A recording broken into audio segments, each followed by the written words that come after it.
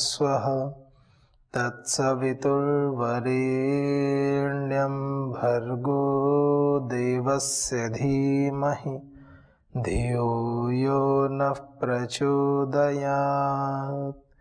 ॐ विश्वानि देव सवितर्दुरितानि परासुव यद्भद्रं तन्न आसुव। ॐ शान्ति शान्ति शान्तिः। ॐ श्री परमात्मने नमः। ॐ श्री गुरुभ्यो नमः। ॐ सर्वेभ्यो नमः। ओम। वैदिक संस्कृति वेद पर आधारित एक ज्ञानपूर्ण विचारों के आधार पर मनुष्य को मार्गदर्शन कराने वाली एक ऐसी विचारधारा जो ऋषियों के अनुकूल है, जो वेदों के अनुकूल है, जो सत्य शास्त्रों के अनुकूल है, मनुष्य जीवन की पथ प्रदर्शिका है। ऐसी हमारी वैदिक संस्कृति, और उसी के अंतर्गत कुछ वर्णित मनुष्य के लिए, उसके उपयोग के लिए, उसके जीवन के परम लक्ष्य को प्राप्त कराने के लिए कुछ आवश्यक विषय हैं। उन विषयों पर हम चर्चा कर रहे हैं, और उन विषयों में से एक महत्वपूर्ण विषय है अग्निहोत्र।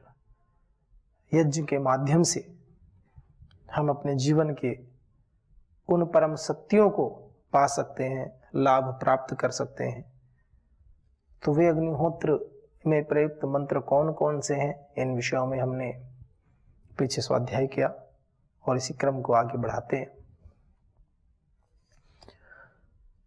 हमने देखा कि ओम भूरग्नये प्राणाय स्वाहा, ओम भुवर्वायवे अपनाय स्वाहा, ओम स्वरादित्याय व्यानाय स्वाहा इत्यादि मंत्रों में, और एक इसके पश्चात में मंत्र आगे आते हैं। ओम आपो ज्योति रसो अमृतम ब्रह्म भूर्भुव स्वरोम स्वाहा।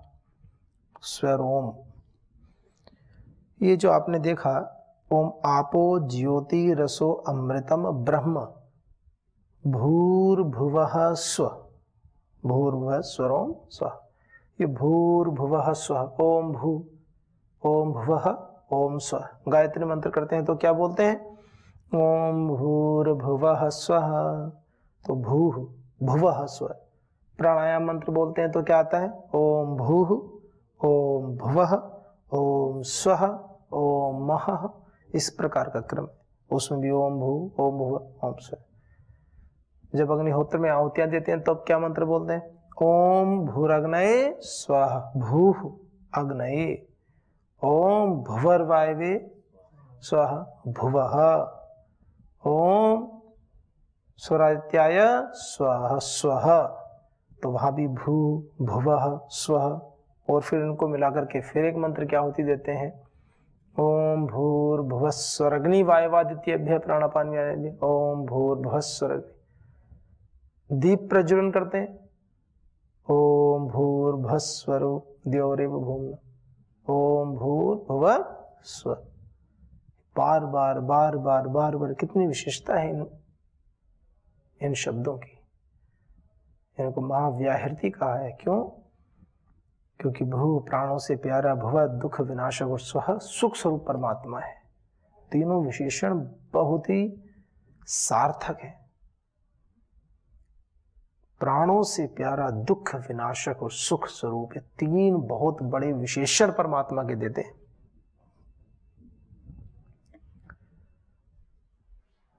ये बात सुनने में जितनी आसान लगती है, ये बात यदि अनुभव में आ जाए कि परमात्मा भू प्राणों से प्यारा है, मानो संसार के समस्त ऐश्वर्य समाप्त हो जाएंगे आपके लिए। उनको प्राप्त करने का निषेध नहीं है, प्राप्त करना चाहिए, क्योंकि परमेश्वर का एक गुण ऐश्वर्यवान भी है। लेकिन उनकी आसक्ति समाप्त हो जाएगी, क्योंकि उन सब से भी प्यारे, उन सब से भी ऐसी वस्तु जो प्रेमास्पद है और मनुष्य के लिए कहा जाए कि मनुष्य से कि बताओ हे मनुष्यों, आपको अपने प्राणों से भी अधिक प्रिय क्या है? क्योंकि मनुष्य इस समस्त समष्टि का ऐश्वर्य छोड़ सकता है यदि उसको प्राणों का ऐश्वर्य मिल जाए। आपने देखा होगा ना, कभी कभी ऐसा दिखाते हैं, कोई व्यक्ति बहुत ज्यादा दुष्टता करता है, धन अर्जित कर लेता है, और कभी ऐसा हो जाए उसके कान पर बंदूक लगा दे कोई, और उसको ये पता चल जाए अब तो मुझे मार देंगे, वो सारी प्रॉपर्टी देने को तैयार हो जाता है, जहां जो जितना भी कमाया है सब कुछ दांव पे लगाने को तैयार है, और अंत में हाथ जोड़ के कहता मेरी जान छोड़ दो, मुझे माफ कर दो, और मुझसे जो चाहे वो करा लो, मेरे प्राण छोड़ दो। प्राण इतने महत्वपूर्ण। एक तरफ तो प्राणों के लिए समस्त समष्टि के ऐश्वर्य को छोड़ रहे हैं, और एक तरफ उस परम पिता परमात्मा के लिए प्राणों को छोड़ रहे हैं। ये कितनी बड़ी बात है।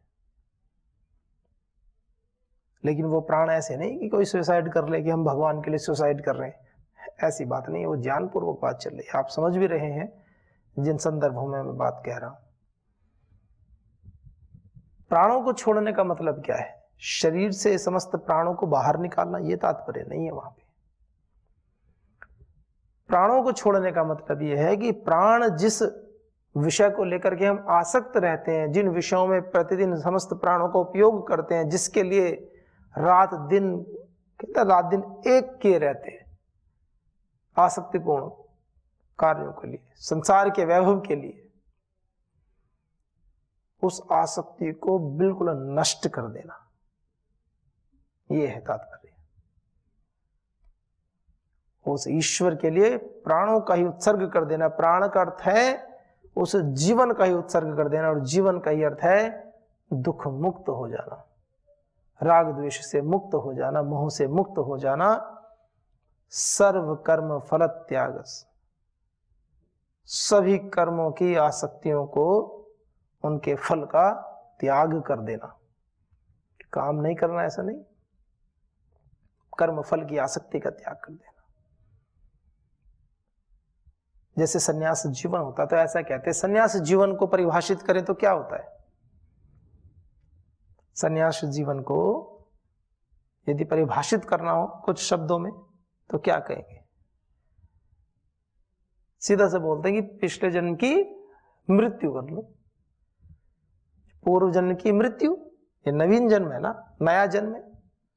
सन्यासी का जन्म नया जन्म होता है, जब सन्यास लिया तभी से जन्मदिन होता है। अर्थात पूर्व जन्म की मृत्यु करना। पूर्व जन्म की मृत्यु से तात्पर्य पूर्व में किए गए जो भी अशुभ कार्य हैं, जो भी अशुभ विचार हैं, जो हमारे इस पथ पर बाधा हैं, उसको त्याग दो। सन्यास, अच्छी प्रकार से छोड़ देना, अच्छी प्रकार से छोड़ना, केवल छोड़ना नहीं, ठीक सोच सब विचार करके अलग कर देना। एक तो होता है कि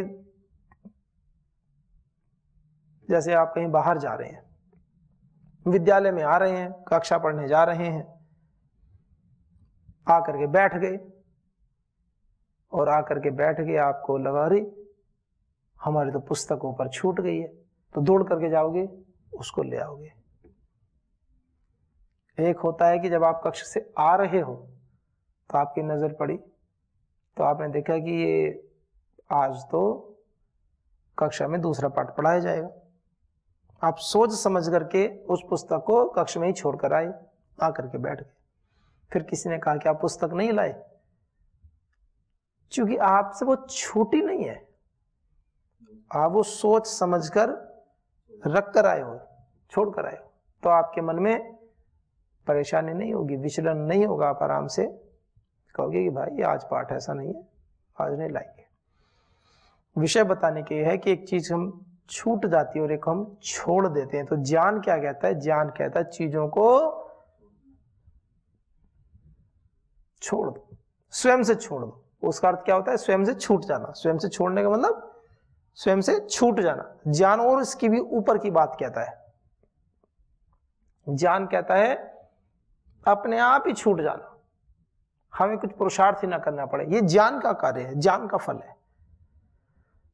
तो इस प्रकार से ये जो बार बार इस बात की ओर इशारा करते हैं कि परमात्मा प्राणों से प्यारा है, तो प्यारा तब तक नहीं बन सकता जब तक प्राणों से बड़ी चीज आपको भगवान ना लगे। भगवान जब तक प्राणों से भी बड़ी चीज ना लगे, कुछ ऐसा अनुभव में आने लगे कि नहीं, भगवान तो समस्त ऐश्वर्यों के स्वामी हैं और इन सब से बड़े हैं, और इतने बड़े हैं कि मेरे इस संपूर्ण अस्तित्व से भी बड़े हैं। इसलिए कहते हैं सन्यासी का जीवन तो पुनर्जन्म होता है, पूर्व जन्म की मृत्यु होती है, क्योंकि वो भगवान को प्राप्त करना चाहते हैं। उसने किसका वर्ण किया? भगवान का। तो प्राणों से प्यारा है, ठीक बात है। पूर्व जन्म को, शरीर को पूरा पिछला अभी तक का जो बंधन था उसको तोड़ करके, पिछले जो भी कर्म किए उसको छोड़ करके, पूर्व आश्रम को छोड़ करके जब इस पथ पर चलते हैं तो एक तरह से मृत्यु के पश्चात नया जीवन होता है, नए प्राण मिलते हैं। तो हम भी भगवान के जिस पथ पर चलते हैं तो भगवान प्राणों से प्यारा है। तभी होगा जब तप त्याग जीवन में होगा, नहीं तो ये शब्द मात्र बनकर रह जाएंगे कि हाँ ये भगवान हमें बहुत प्यारे हैं। एक व्यक्ति रोज गाड़ी में जाता है, रोज बाइक से जाता है और कहता है हमें तो साधनों में कोई आसक्ति नहीं है, रोज ये कहता है, और बचपन से आज तक उसको साधन उपलब्ध हैं सारे। वो कभी पैदल नहीं गया, हमेशा। एक दिन ना गाड़ी मिली ना मोटरसाइकिल, तो बेचैन हो गया, कैसे जाऊंगा, तो बेचैन हो गया। तब पता चलता है प्राणों से प्यारा का अर्थ क्या होता है। साधनों की आसक्ति का पता कब चलता है? जब साधन ना हो। एक होता है अभाव और एक होता है त्याग, इसका भी अंतर हमें पता होना चाहिए। एक होता है अभाव, एक दूसरा व्यक्ति उस पर गाड़ी नहीं ना मोटरसाइकिल है ही नहीं, कभी देखी नहीं, और वो ये कह रहा कि आज तो मैं गाड़ी से नहीं जाऊंगा, हम तो गाड़ी से नहीं जाते। त्याग वहां घटेगा ही नहीं, त्याग वहां पर घटेगा ही नहीं, क्योंकि जिस चीज को उसने कभी प्राप्ति नहीं की उसको त्याग क्या करेगा। एक व्यक्ति है, एक साथी उसको लगातार पीटता ही जा रहा है, पीटता ही जा रहा है, पीटता ही जा रहा है, और वो कह रहा है चल छोड़ तुझे माफ कर दिया, छोड़ तुझे माफ कर दिया, चूंकि वो उससे कमजोर है और जो तगड़ा है वो उसको पीट रहा है। वो ऐसी मजाक में कि चलो तुझे माफ कर दिया, माफ कर दिया। वहां क्षमा नहीं है, वो आपकी कायरता है, वो आपकी मजबूरी है। आपको पता बड़ा ज्यादा कुछ कहूंगा तो और पीट देगा। क्षमा तो वीरों का आभूषण होता है, क्षमा कायर बुज़दिल लोगों का आभूषण नहीं है क्षमा। फिर कहेंगे कि जो कमजोर हैं, गरीब हैं, इस तरह के व्यक्ति हैं, वो क्या तो बेचारे, इसका मतलब कैसे हैं? बेचारे वाली बात नहीं है। सामर्थ्यशाली बनो, मना किसने किया है? वेदों में कहीं ऐसा है ही नहीं कि आप कमजोर बनो। वेद तो कहता है कि आप सामर्थ्यशाली बनो, पुरुषार्थ करो। फिर तो क्या सभी पुरुषार्थ करके सभी शक्तिशाली बन सकते हैं क्या? ऐसा भी नहीं हो सकता। बनना तो सभी को चाहिए, वेद में तो इसी का उपदेश है, लेकिन एक समय में सभी एक साथ नहीं हो सकते। हाँ, पुरुषार्थ करने के कुछ समय बाद तो हो सकते हैं। तो वहां एक प्रेरणा मिलती है कि पुरुषार्थ करके स्वयं को शक्तिशाली बनाओ, ये बात है। तो त्याग एक अलग विषय है। प्राप्त का त्याग होता है, जो प्राप्ति नहीं है, अप्राप्त है, उसका त्याग क्या करेंगे हम? एक होता है अभाव, जो चीज है ही नहीं, जिसका अभाव है, तो अभाव तो एक कमी है। आप अभाव का नाम त्याग दे दो। जैसे किसी के पास गाड़ी है ही नहीं, तो वो यूं कहते रहे अरे हम तो गाड़ी में नहीं जाते, हमने तो गाड़ी वाड़ी छोड़ रखी। अरे गाड़ी है ही नहीं तो छोड़ोगे कैसे? तो आपको उसका त्याग कैसे कर पाओगे जब है ही नहीं? तो एक होता अभाव, एक होता त्याग, तो दोनों में बड़ा अंतर है। शक्ति होने के बाद में क्षमा का भाव आना, जिसको आप दंड दे सकते हो उसको क्षमा करना, ये त्याग है। जिसको दंड देने की भी आप में सामर्थ्य है, उसको क्षमा करना, उसको माफ करना, ये त्याग में आता है, ये सहनशीलता, ये क्षमा का भाव है। जैसे कोई व्यक्ति ये कहने लगे कि चलो आज तुमने मोदी जी को क्षमा कर दिया, तो मोदी जी को क्षमा कर, दंड दे के देख लो। कोई व्यक्ति, सामान्य व्यक्ति को ही ऐसे कहने लगे, आज तो कोई स्टेटमेंट दे दिया, मान लीजिए प्रधानमंत्री जी ने या किसी ने, किसी नेताजी ने, किसी मंत्री जी ने कोई ऐसी बात कह दी जो उनको अच्छी नहीं लगती है। चोरों को कोई बात अच्छी लगती है क्या? पुलिस की, मान लीजिए सरकार ने कोई ऐसी बात कही जो चोरों पर, या जो टैक्स की चोरी करते हैं, कोई ऐसा गलत काम करते हैं, या माननीय योगी जी ने कोई बात कह दी कि भाई जो भी गलत कार्य करेगा उसके घर पे बुलडोजर चलवा देंगे, तो जिसके पे चल रहे हैं उसको तो बुरी लगेगी बात ये, या जो गलत काम करता है। तो वो जाके कहते चलो आज हमने योगी जी को माफ कर दिया।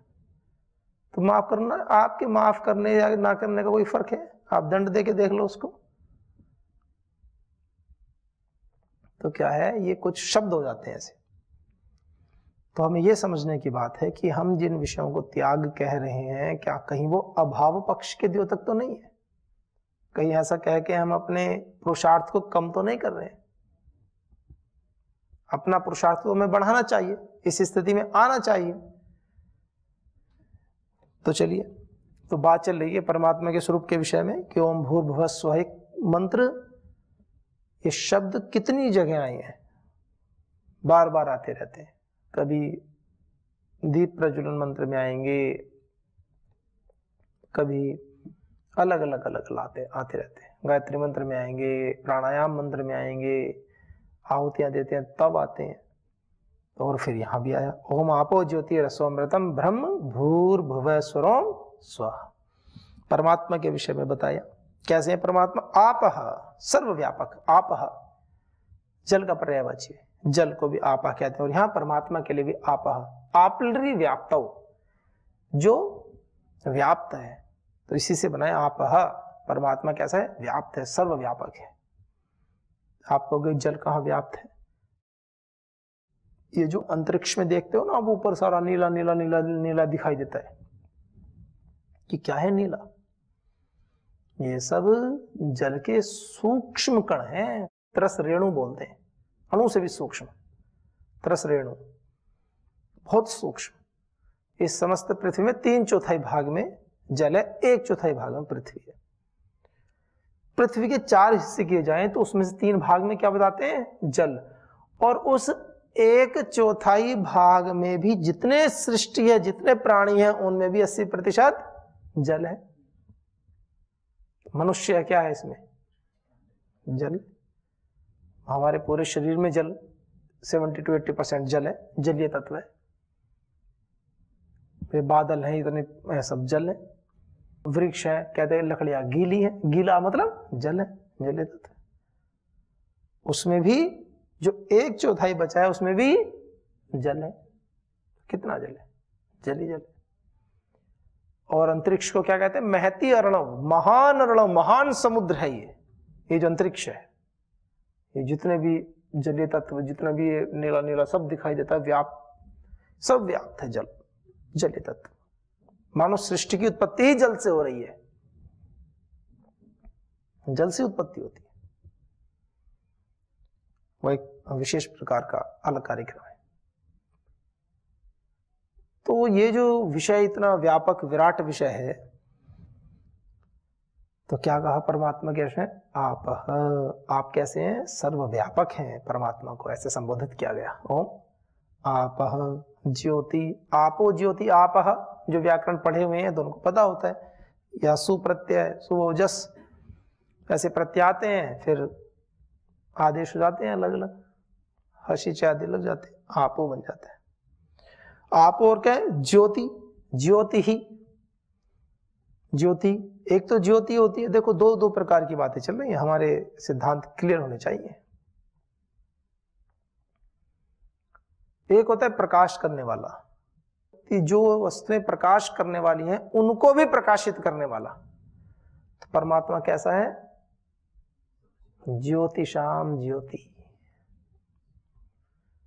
जो प्रकाश करने वाले हैं, लोक लोकांतर सूर्य चंद्र, इनका भी प्रकाशक है। वो सूर्य का भी प्रकाशक है, वो चंद्र का भी प्रकाशक है। तो समस्त तारा, जितने भी तारे हैं जिनका कहते हैं ना सूर्य में अपना प्रकाश है, उस सूर्य जो प्रकाश को भी प्रकाशित करने वाला जो है, जिसने ऐसी व्यवस्था की है प्रकाश हो जाए, ये व्यवस्था करने वाला भी तो उन प्रकाशकों का प्रकाशक ही है परमात्मा।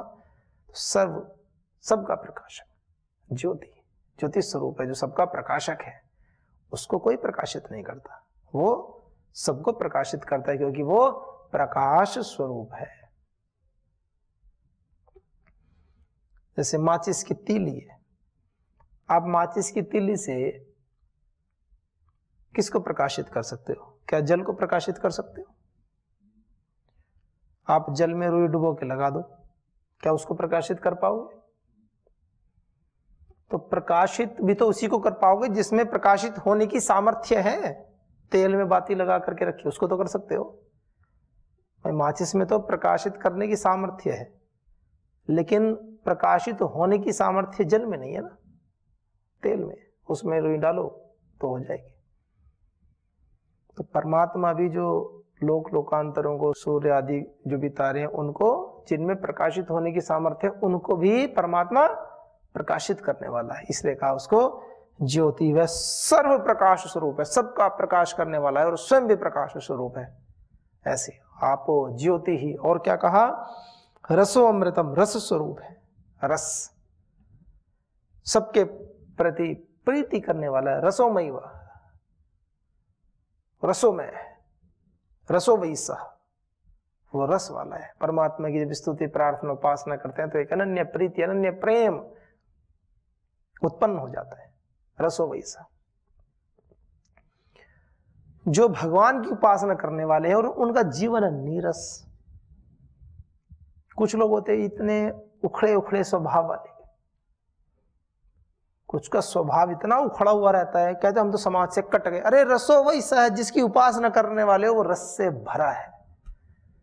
उसकी उपासना करने वाले साधक, उसकी उपासना करने वाले साधु का स्वभाव और रूखा, फिर तो उपासना किसी और की चल रही है।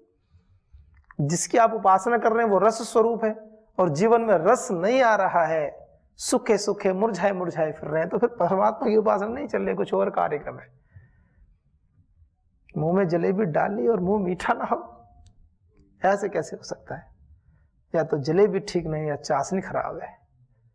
हमें देखना पड़ेगा कि कहीं जलेबी में गड़बड़ तो नहीं है। हमने जिसको जलेबी मान के खा रहे हैं वो वास्तव में जलेबी ही नहीं है। ये चिंतन का विषय है, साधकों के लिए भी बड़ा विषय है। कुछ साधक होते हैं कि हम भगवान की उपासना में लगे और ऐसे हो जाते हैं, देखो तो उनको रोना आता है।